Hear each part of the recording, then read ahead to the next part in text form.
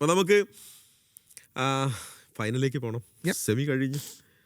Semi കഴിഞ്ഞപ്പം നമുക്ക് Kannur versus Thrissur final എന്നതിനേക്കാൾ ഉപരിയായി സ്പെയിൻ വേഴ്സസ് റഷ്യ എന്ന് നമുക്കതിനെ പറയാം.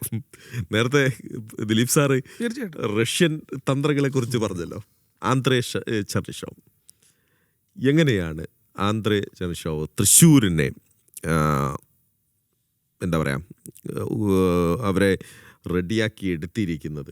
ഈ കപ്പെടുക്കാൻ ഞങ്ങൾ തയ്യാറാണ് എന്ന് തൃശ്ശൂർ താരങ്ങളോട് അദ്ദേഹം എങ്ങനെയായിരിക്കും പറഞ്ഞ് പഠിപ്പിച്ചിട്ടുണ്ടാകുക? അദ്ദേഹത്തിൻ്റെ തന്ത്രങ്ങൾ ഇതിൽ ഇപ്പം നമ്മൾ സൂപ്പർ ലീഗ് ആകപ്പാടെ ഒരു ഇപ്പം മാർവൽ യൂണിവേഴ്സ് എന്നൊക്കെ പറയില്ലേ, അതിൽ പല ഹീറോസ് ഉള്ള പോലെ ഈ സൂപ്പർ ലീഗ് യൂണിവേഴ്സിൽ ഒരു സൂപ്പർ ഹീറോയേ ഉള്ളൂ, അത് ആൻഡ്രേ ചെർണിഷോവ് ആണ്. എന്തുകൊണ്ട് ഇതിൽ ശരിക്കും വേൾഡ് ക്ലാസ് എന്ന് പറയാൻ പറ്റുന്ന ഒരൊറ്റ വ്യക്തി അദ്ദേഹമാണ്. സ്പാർട്ടക് മോസ്കോന് കളിച്ചു, ഡീനമോ മോസ്കോ, ആൻഫീൽഡിൽ പോയി ജയിച്ചിട്ടുണ്ട് സ്പാർട്ടക് മോസ്കോൻ്റെ നമ്പർ 6 ആയിട്ട്. യൂറോപ്യൻ ചാമ്പ്യൻഷിപ്സിൽ മാർക്ക് ചെയ്തത് വാൻ ബാസ്റ്റൻ, ഗുള്ളറ്റ്, റൈക്കാർഡ് ഇങ്ങനത്തെ കളിക്കാരെയൊക്കെയാണ്. ജർമ്മനിക്കെതിരെ 1-1 സമനില അതേ യൂറോപ്യൻ ചാമ്പ്യൻഷിപ്പിൽ ഈ ടീമിൻ്റെ ഒക്കെ ഭാഗമായിരുന്നു. അപ്പോൾ ശരിക്കും ഒരു വലിയ കളിക്കാരനായിരുന്നു. പിന്നെ ആ കോച്ചിങ്, ഇപ്പം നമ്മൾ ഒരു കല്യാണമൊക്കെ ആലോചിച്ച് പോകുമ്പോൾ കുടുംബത്തിൻ്റെ പാരമ്പര്യം എന്ന് പറയും നോക്കിപ്പോവും ആൾക്കാർ. അതുപോലെ കോച്ചിങ് പാരമ്പര്യമുണ്ട്. ഇപ്പോൾ പെപ്പ് ഗ്വാർഡിയോള എന്ന് പറഞ്ഞ വ്യക്തി ഒറ്റയ്ക്കല്ല, അത് യോഹാൻ ക്രോയ്ഫിന് മുമ്പ് റീനസ് മിക്കിൾസ് അങ്ങനെ വന്നിട്ടുള്ളൊരു പാരമ്പര്യത്തിൻ്റെ ഭാഗമാണ്. അതേപോലെ വാലറി ലോബനോവ്സ്കി തൊട്ട് തുടങ്ങിയ ആ സോവിയറ്റ് കോച്ചിങ് സിസ്റ്റം, അതിനു മുമ്പ് കോൺസ്റ്റന്റിൻ ബെസ്കോവ്, ഈ ഒളെഗ് റൊമാൻസെവ് എന്ന് പറഞ്ഞ കോച്ചാണ് ഇദ്ദേഹത്തിനെ ഏറ്റവും സ്വാധീനിച്ചിട്ടുള്ളത്. സ്പാർട്ടക് മോസ്കോയിൽ അദ്ദേഹത്തിൻ്റെ കോച്ചായിരുന്നു. അപ്പം അതൊക്കെ ഈ സോവിയറ്റ് പാരമ്പര്യമാണ്. ഫാസ്റ്റ് ബ്രേക്സ്, വിങ്ങേഴ്സ് വെച്ച് കളിക്കുക, നല്ലൊരു സ്വീപ്പർ, ഡിഫെൻസീവ്ലി സൗണ്ട്. 7 ഗോളേ കൊടുത്തിട്ടുള്ളൂ 10 മാച്ചിൽ തൃശ്ശൂർ. ഗോൾ അടിച്ചിട്ടില്ല അധികം, അത് മാർക്കസിൻ്റെ ഫോം കാരണം ഒരു പ്രധാന കാരണം. പക്ഷേ 7 ഗോളേ വഴങ്ങിയിട്ടുള്ളൂ 10 മാച്ചിൽ, പിന്നെ സെമിയിൽ 1. അപ്പം അതാണ് അവരുടെ ശക്തി. ആ ഒരു സോളിഡ് ഒരു ബാക്ക് ലൈൻ, നല്ലൊരു സ്വീപ്പർ പൊസിഷനിൽ കളിക്കണ ഒരാൾ, ഫാസ്റ്റ് കൗണ്ടേഴ്സ്, പിന്നെ വിങ്ങേഴ്സിനെ, വൈഡ് പ്ലെയേഴ്സിനെ നന്നായി ഉപയോഗിക്കണം. അത് വളരെ സിമ്പിളായിട്ടുള്ള ടാക്ടിക്ക, പക്ഷെ അത് ഇംപ്ലിമെൻറ്റ് ചെയ്യാൻ അത്ര എളുപ്പമല്ല. അതിനനുസരിച്ച് താരങ്ങളൂടെ വഴങ്ങണം, വേണം. അതാണ് റഷ്യൻ ചിട്ടാണ്. ഈ ലോബനോവ്സ്കി ആദ്യം കൊണ്ടുവന്ന റൂള്, കള്ളുകൂടി പാടില്ല. റഷ്യൻ കളിക്കാർക്ക് പണ്ടുള്ള വലിയൊരു പ്രശ്നം അതായിരുന്നു. ലോബനോവ്സ്കി അത് ഒഴിവാക്കി. അത് കഴിഞ്ഞിട്ടുള്ള കോച്ചുമാർ മുഴുവൻ ഈ ഡിസിപ്ലിനാണ് അവർക്ക് ഏറ്റവും പ്രധാനം. നിങ്ങൾ ഒരു സിസ്റ്റം ഞാൻ നിങ്ങൾക്ക് തന്നു കഴിഞ്ഞാൽ നിങ്ങളത് ഫോളോ ചെയ്യണം. അത് വളരെ കൃത്യമായിട്ട് തൃശ്ശൂരിൻ്റെ എല്ലാ കളിയിലും കാണാം. അതുകൊണ്ട് തന്നെയാണ് 7 ഗോൾ മാത്രം അവർ വഴങ്ങിയിട്ടുള്ളത്, ആ സിസ്റ്റം ഫോളോ ചെയ്യുന്നു. ഈ ഡിസിപ്ലിൻ്റെ കാര്യം പറഞ്ഞു. തീർച്ചയായിട്ടും. അതായത് ഇപ്പം എന്താ പറയുക, ഈ മറ്റേ ഇദ്ദേഹം പറഞ്ഞതുപോലെ, ദിലീപ് പറഞ്ഞതുപോലെ, അത് ഒരു പ്രോപ്പർ റഷ്യൻ ആ ഒരു പട്ടാളച്ചിട്ട സിസ്റ്റത്തിലാണ് ചെർണിഷോവ് കളിച്ചതും. പിന്നീട് അദ്ദേഹം പരിശീലകനായ അദ്ദേഹത്തിൻ്റെ ചരിത്രം ഫ്രം ഡൈനമോ മോസ്കോ സ്കൂളാണ്, ഓൾഡ് മോസ്കോ സ്കൂളാണ്. സോ ആ ഒരു ചിട്ടയാണത്. അതിൽ ഈ പറയുന്ന പോലെ അവരുടെ ഇത് എന്താണത്, ഡീപ്പ് ലൈങ് ഡിഫെൻസാണ്. Deep lying defence, then keep the line compact always, ആ ഡിഫെൻസീവ് ലൈൻ. പിന്നെ ആ കളി എന്ന് വെച്ചാൽ ദൃഢമായ ഫുട്ബോൾ, ഇംഗ്ലീഷിൽ പറയാം robust kind of a play, ദൃഢമായ ഫുട്ബോൾ, ഫിസിക്കൽ ഫുട്ബോൾ. അത് കായികക്ഷമതയുടെ ഡിഫൻസ്. നോക്കൂ, ആരാണ് മോശം? ഇപ്പം മെയിൽസൺ, അതല്ലെങ്കിൽ നമ്മുടെ തേജസ്, ജിയാദ്, ബിബിൻ, അവരുടെ 4 ഇൻക്ലൂഡിങ് മെയിൽസൺ വിത്ത് 3 അതർ ഇന്ത്യൻ പ്ലേയേഴ്സ്, എല്ലാവരും സ്ട്രോങ് ആണ്. ബിബിൻ്റെ ഒക്കെ ഒരു ചാർജ് കിട്ടിയാൽ ഈ ഈക്വലൻ ടു ഒരു ഫോറിനർ. ബിബിനൊക്കെ 1.5 ചാർജാണ്. അതുകൊണ്ടാണ് ഈ പറയുന്നത് അവർ പ്രോപ്പർലി ഫോളോ ചെയ്യുന്നത് ചെർണിഷോവിൻ്റെ റഷ്യൻ സ്കൂൾ സിസ്റ്റമാണ്. അതവർ കൃത്യമായി നടപ്പാക്കുന്നു, അത് കൃത്യമായി. പിന്നെ അവർക്ക് അവരെന്താ പറയുക, ഡയറക്റ്റ് ഫുട്ബോളാണ്. ഡിഫൻസ് സോളിഡാക്കി വെക്കുക, ഡയറക്റ്റ് ഫുട്ബോൾ കളിക്കുക, മാർക്കസിനെ കൊണ്ട് ഗോൾ അടിപ്പിക്കുക, കിട്ടുന്ന അവസരങ്ങൾ. സിമ്പിൾ. ഞാൻ ഈ ഡിസിപ്ലിനെ കുറിച്ച് പറഞ്ഞപ്പോഴേ നമ്മളെ ഈ ഡിസ്കഷൻ്റെ ഭാഗമാക്കാൻ വേണ്ടി താരങ്ങളെ വിട്ടു നൽകാൻ വേണ്ടി ഒരു അപേക്ഷ ടീമുകളുടെ അടുത്തേക്ക് ചെന്നു. ഇപ്പോൾ സുശാന്ത് മാത്യുവിനോട് സംസാരിച്ചപ്പോൾ കോച്ച് സമ്മതിക്കില്ല, ഒരു കാരണവശാലും കോച്ച് സമ്മതിക്കില്ല. കാരണം കളിക്ക് ഇത്ര ദിവസം മുമ്പ്, ഇത്ര മണിക്കൂർ മുമ്പ് ഇന്നത് ചെയ്തിരിക്കണം, ഒരു താരം എന്നുള്ളത് മിതഭാഷിയാണ് ആന്റണി ഷോ. പക്ഷേ അദ്ദേഹത്തിന് പ്ലെയേഴ്സിനോട് വലിയ ബഹുമാനമുണ്ട്. ഞാൻ മനസ്സിലാക്കിയെടുത്തോളം അച്ചടക്കത്തോടെ പട്ടാളച്ചിട്ടയോടെ അദ്ദേഹം കൊണ്ടുപോകുന്നു എന്നുള്ളതാണ്. ഓക്കെ, കണ്ണൂരിൻ്റെ കോച്ച് നമുക്കറിയാം മാനുവൽ സാഞ്ചസ്. അദ്ദേഹം ലാ ലീഗയിൽ കളിച്ചിട്ടുള്ളതാണ്. ഒസാസുന ഉൾപ്പെടെയുള്ള ടീമിന് വേണ്ടി കളിച്ചിട്ടുള്ള ഒരു വമ്പൻ താരമാണ്. നമുക്കറിയാം, കുറിയ പാസുകൾ, അതിവേഗമുള്ള ചടുല നീക്കങ്ങൾ, അപ്രതീക്ഷിതമായി വിങ്ങുകളുടെയുള്ള മുന്നേറ്റം, മധ്യനിരയിലെ താരങ്ങൾ അങ്ങോട്ടും ഇങ്ങോട്ടും ചാഞ്ചാടി വന്ന് എതിരാളികളെ വിറപ്പിക്കുന്ന പല തന്ത്രങ്ങളും ഒക്കെ അദ്ദേഹം എടുക്കുന്നുണ്ട്. പക്ഷേ അദ്ദേഹത്തിനൊരു ഒരു പ്രധാനപ്പെട്ട ഒരു കാര്യം, കണ്ണൂർ അദ്ദേഹത്തിൽ വിശ്വാസം അർപ്പിച്ചു എന്നുള്ളതാണ് ഷൈജോട്ടിലെ ആദ്യത്തെ പോയിന്റ്. കഴിഞ്ഞ തവണത്തെ അത് തന്നെയാണ് കണ്ണൂരിൻ്റെ ഇത്തവണത്തെ കണ്ണൂരിൻ്റെ ഫൈനലിലേക്കുള്ള എൻട്രിയുടെ കാരണങ്ങളിലൊന്ന് ആ കോച്ചിലും ആ ടീമിലും. ഇപ്പം കഴിഞ്ഞ സീസണിൽ കളിപ്പിച്ച അതേ കോച്ചിനെ മാനുവൽ സാഞ്ചസിനെ കണ്ണൂർ നിലനിർത്തിയെടുത്തുനിന്ന് അവരുടെ രണ്ടാം സീസണിൻ്റെ ഫൈനലിലേക്കുള്ള പ്രതീക്ഷകളുടെ പൂവിട്ട് തുടങ്ങുകയാണ് സ്വപ്നം. 2 അഡ്രിയാൻ സാഡിനേറോ, അസിയ ഗോമസ് കഴിഞ്ഞ സീസണിലും കളിച്ചൊരു കോമ്പിനേഷനാണ്. അപ്പം ഒരേ കോമ്പിനേഷനെ കണ്ടിന്യൂ ചെയ്യുന്നു, അല്ലെങ്കിൽ ഒരേ കോച്ചിനെ റീറ്റെയിൻ ചെയ്യുന്നു എന്ന് പറഞ്ഞാൽ ഒരു ടീമിൽ ആ മാനേജ്മെൻറ്റ് ഈ കോച്ചിലും കളിക്കാരിലും അർപ്പിക്കുന്ന വിശ്വാസമാണ്. അത് കാത്തുവെന്ന് മാത്രമല്ല, ഇപ്പം നമ്മൾ ഡിസ്കഷൻ വളരെ രസകരമാണ്. ഇപ്പോൾ അതായത് നമ്മുടെ പോയിന്റ് ഓഫ് ഡിസ്കഷൻ പോലെ റഷ്യ വേഴ്സസ് സ്പെയിനാണ്, റഷ്യൻ വേഴ്സസ് സ്പാനിഷ് ആണ്. ഇപ്പം മഹേഷ് പറഞ്ഞതുപോലെ kind of a tiki taka type of football, ചെറിയ പാസ് കളിക്കുക, എപ്പോഴും ഒരു ശ്രദ്ധിച്ച് നോക്കി കാണാം, എപ്പോഴും മൂവ് നടക്കുന്ന സമയത്ത് അതൊരു ട്രയാങ്കുലർ മൂവായിട്ട് 3 പേര് ഇൻവോൾവ്മെൻറ്റ്, എപ്പോഴും 3 men ഇൻവോൾവ്മെൻറ്റ് വരും, ഒരു ട്രയാങ്കിൾ ഫോം ചെയ്യും. അതേപോലെ ഇതിൽ ഏറ്റവും പ്രധാനപ്പെട്ടതാണ് ഈ സ്പാനിഷ് ശൈലിയിൽ ഓഫ് ദ ബോൾ മൂവ്മെൻറ്റ് ഭയങ്കരമാണ്. പന്തില്ലാത്തവനാണ് വാസ്തവത്തിൽ പന്തുള്ളവനേക്കാൾ കൂടുതൽ കളിക്കുന്നത് നന്നായിട്ട്. പന്തില്ലാത്തവനാണ് കളി കൊണ്ടുപോകുന്നത്, അവൻ നമ്മൾ ശ്രദ്ധിക്കുന്നില്ല. Because camera will always go with player with the ball.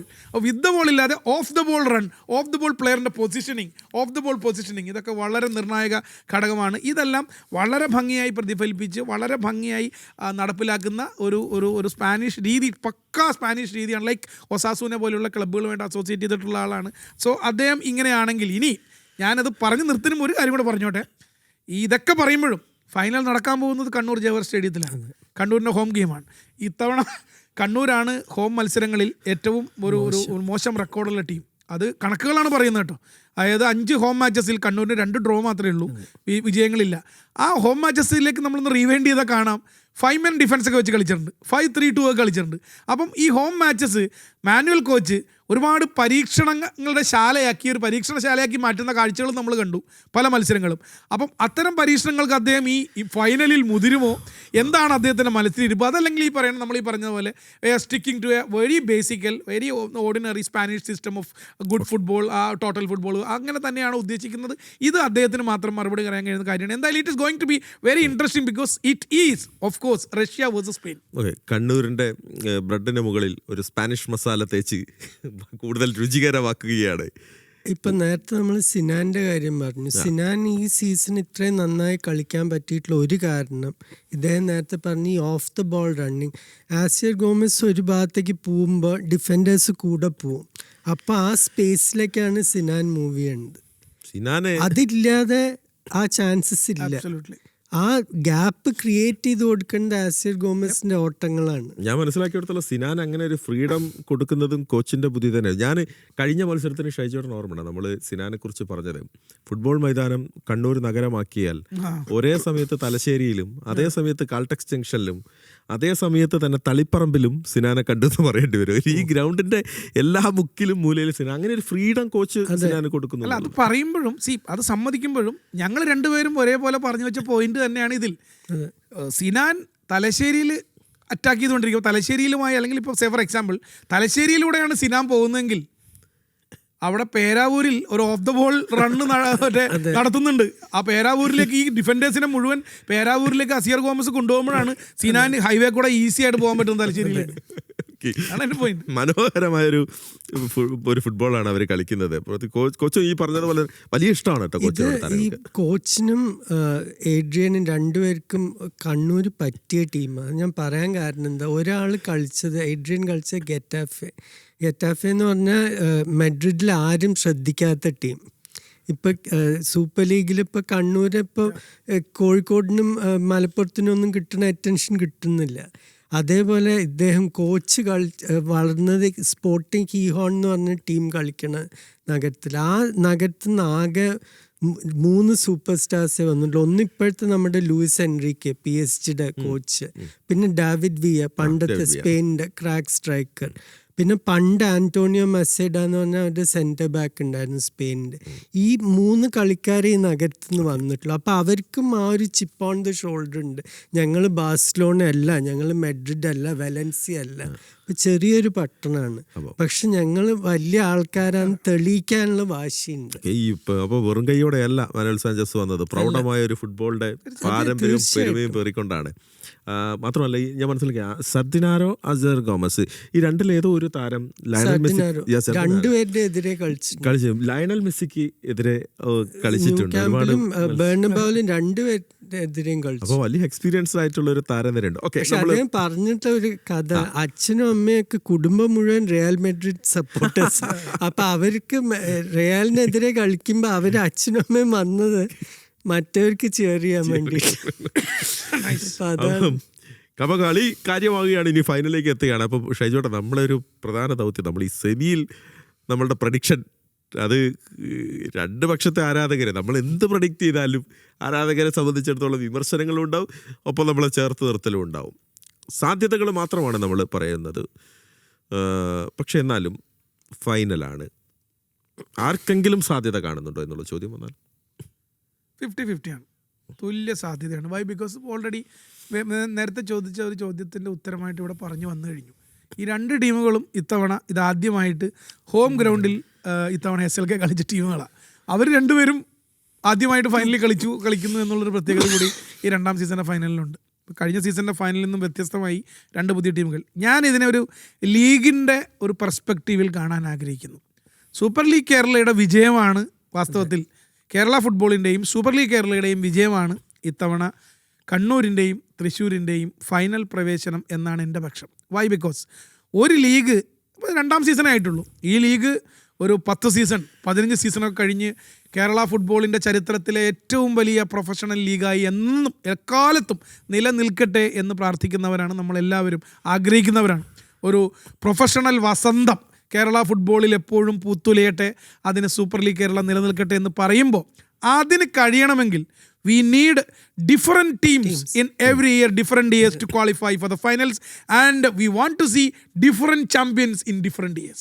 അതല്ലെങ്കിൽ ഒരേ ടീമുകൾ തന്നെ ജയിച്ചുകൊണ്ടിരുന്നാൽ, ഒരേ ടീമുകൾ തന്നെ ഫൈനൽ കളിച്ചാൽ ഇത് കാണുന്നവർക്കും ഇത് വിലയിരുത്തുന്നവർക്കും ഈ കളി പറയുന്നവർക്കും ഇങ്ങനെ മെല്ലെ ഇൻട്രസ്റ്റ് ഇങ്ങനെ താപ്പോൾ ഇതിൻ്റെ ഒരു വാശിയും ആ വീറും ആ ഒരു ഇൻട്രസ്റ്റും നിലനിൽക്കണമെങ്കിൽ ഡിഫറൻറ്റ് ടീമുകൾ വരട്ടെ, different means different team different culture തന്നെ.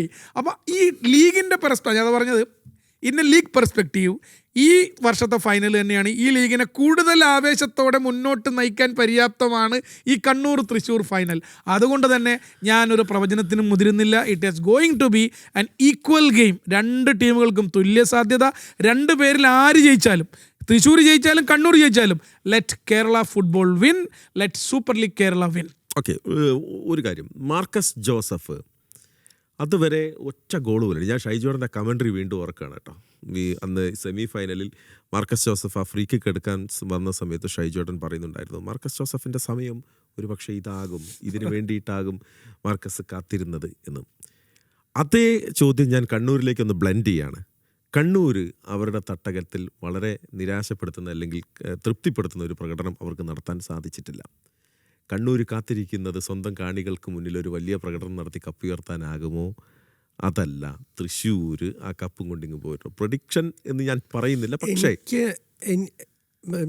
കണ്ണൂരിൻ്റെ കാണികളെ ഞാനിപ്പോൾ 2 കളിയായി കാണുന്നു. അവരുടെ ഭയങ്കര ഒരു സ്പിരിറ്റ് തന്നെ. കോഴിക്കോടിനോട് 2-0 തോറ്റ് നിൽക്കുമ്പോഴും കൂടി ആ ചെണ്ട കൊട്ട് ഒരു ബീറ്റ് പോലും മിസ് ചെയ്യാതെ പോയിട്ടുള്ള സപ്പോർട്ടേഴ്സ്. അപ്പോൾ എനിക്ക് വലിയ ബഹുമാനം ഉണ്ട് അത്. പക്ഷേ ഞാൻ കണ്ട കളി വെച്ചിട്ട് എനിക്ക് തോന്നുന്നത് തൃശ്ശൂർ ഇത് എഡ്ജ് ചെയ്യുന്നത് വളരെ ടൈറ്റായിരിക്കും. പക്ഷെ എൻ്റെ പ്രവചനം 2-1. വേറെ ഒന്നും കൊണ്ടല്ല, മാർക്കസ് ജോസഫാണ് ഇതിലൊരു വ്യത്യസ്തമായൊരു ക്ലിനിക്കലായിട്ടുള്ളൊരു സ്ട്രൈക്കറാണ് മാർക്കസ് ജോസഫ്. അപ്പോൾ 2 ചാൻസ് മതി ശരിക്കും.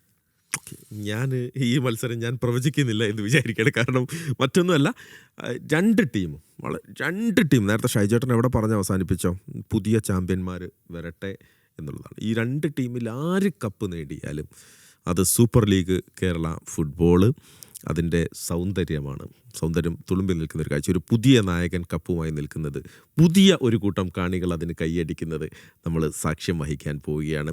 സൂപ്പർ ലീഗ് കേരള നിലനിൽക്കേണ്ടത് ഇന്ത്യൻ ഫുട്ബോളിന്, കേരള ഫുട്ബോളിന്, ഗ്രാസ് റൂട്ട് ലെവലിൽ നമ്മുടെയൊക്കെ നാട്ടിൽ വളരെ ആവശ്യമായ ഒരു കാര്യമാണ് എന്ന് നമ്മളെ ഓർമ്മിപ്പിച്ചുകൊണ്ടാണ് ഈ ഫൈനലിലേക്ക് നമ്മൾ എത്തുന്നത്. ഫൈനലിന് ശേഷം ഞങ്ങൾ ഇതുപോലെ വീണ്ടും ഇരിക്കും. അന്ന് കാണാം.